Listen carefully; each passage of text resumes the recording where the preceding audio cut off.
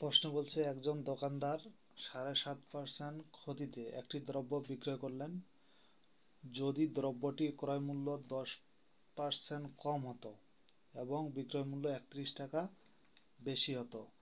এই যে আমাদের মূল টার্গেট হইল যে 31 টাকা বেশি হয়েছে, তাহলে তার 20% লাভ হতো। এখন আমি যে বললাম যে 31 টাকা বেশি হয়েছে, আমাদের মূল টার্গেট হলো দুইটা বিক্রয় মূল্য থেকে পার্থক্য করব, করার পর যেই টাকাটা আসবে সেটা আমাদের বেশি হবে, ওই বেশিটা নিয়ে আমরা কাজ করব।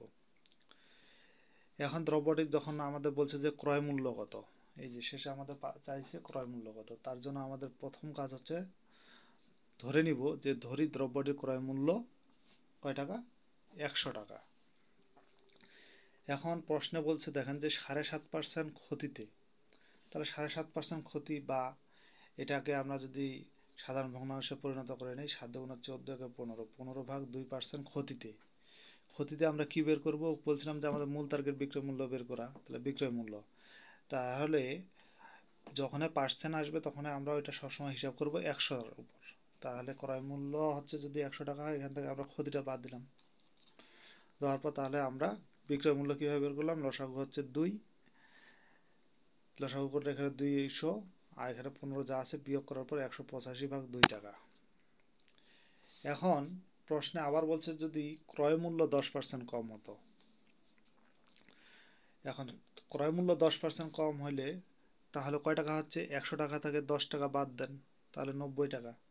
কিভাবে, কারণ আমরা ধরে নিছি ক্রয় মূল্য কয় টাকা, 100 টাকা, ওখান থেকে 10% কম বলছে, তার জন্য আমরা 10 টাকা বাদ দিয়ে দিয়েছি, তাহলে কত হলো, 90 টাকা। আবার ওরা প্রশ্নে বলছে যে কত পার্সেন্ট লাভ হবে, 20% লাভ হবে। এখন 20% লাভে, খেয়াল করেন যে 20% লাভে তা ক্রয় মূল্য কয় টাকা, ক্রয় মূল্য আমরা প্রথমে ধরে নিচ্ছি 100 টাকা, তাহলে 20% লাভে বিক্রয় মূল্য কত টাকা, 120 টাকা, বিক্রয় মূল্য 120 টাকা। ক্রয় মূল্য এখন যদি 1 টাকা হয় তাহলে বিক্রয় মূল্য কত হবে, কমে গেছে, তাহলে ভাগ 120/100। এখন আমরা কিন্তু ক্রয় মূল্য পরে পাইলাম যে ওই যে 10 টাকা কমের পর 90 টাকা পাইছি। এখন ক্রয় মূল্যের জায়গায় সবসময় ক্রয় মূল্য বসে, তাহলে এই যে 90টা আমরা এখানে বসাই দেবো, তাহলে 90 টাকায় হলে বিক্রয় মূল্য কত হচ্ছে। এবার 90টা কি বেশি হয়ে গেছে, তাহলে গুণ হয়ে যাবে, তাহলে আমরা এই শূন্য এই শূন্য এই শূন্য এই শূন্য কাটা দেওয়ার পর এই 9 আর 12 গুণ করার পর কত পাইলাম, 180 টাকা।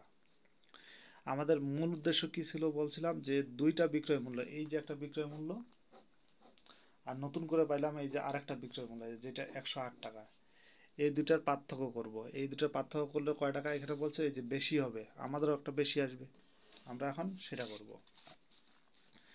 এখন দুই বিক্রয় মূল্যের পার্থক্য কত, প্রথমে ছিল কত, 185 টাকা, আর পরে ছিল 108 টাকা, তাহলে আমরা এই 108 থেকে 185/2 টাকা বাদ দিব। এটা আবার লসাগু করলাম, লসাগু করলে কি হয়, নিচে 2 আসে, ঠিক আছে। এটা করলে কত হয়, 216, আর এটা 185, বিয়োগ করলে হচ্ছে 31/2 টাকা। তাহলে এটা কি হয়েছে, আমাদের দুইটা বিক্রয় মূল্যের পার্থক্য হলো 31/2 টাকা। বিক্রয় মূল্য 31/2 টাকা বেশি হলে ক্রয় মূল্য কয় টাকা, আমরা জানি ক্রয় মূল্য আমরা প্রথম থেকে ধরে নিছি 100 টাকা, তাহলে 1 টাকা হইলে কি হবে, তাহলে নিচেরটা কি হয়ে যাবে, উপরে যাবে, উপরেরটা নিচে আসবে। এখন এটা কম হয়েছে, কম হওয়ার জন্য এটা ভাগ হয়ে যায়, ভাগ হয়ে গেলে আবার উল্টে যায়, তার জন্য দুইটা উপরে যায়, 31টা নিচে আসে। এখন আমাদের প্রশ্নে বলে দিছে, দেখেন প্রশ্নে দেখেন যে এখানে প্রশ্নে বলে দিছে যদি 31 টাকা বেশি হতো, তাহলে 1 টাকা করলাম, এবার যে প্রশ্নের অনুযায়ী 31 টাকা যদি বেশি হতো, তাহলে 31 টাকা বেশি হলে কি হবে, এবার কম থেকে বেশি হয়েছে তাহলে গুণ হবে, তাহলে 31 31 কাটা, তাহলে 2 × 100 করলে কত হয়, 200 টাকা। অতএব আমরা বলতে পারি দ্রব্যটির ক্রয় মূল্য 200 টাকা।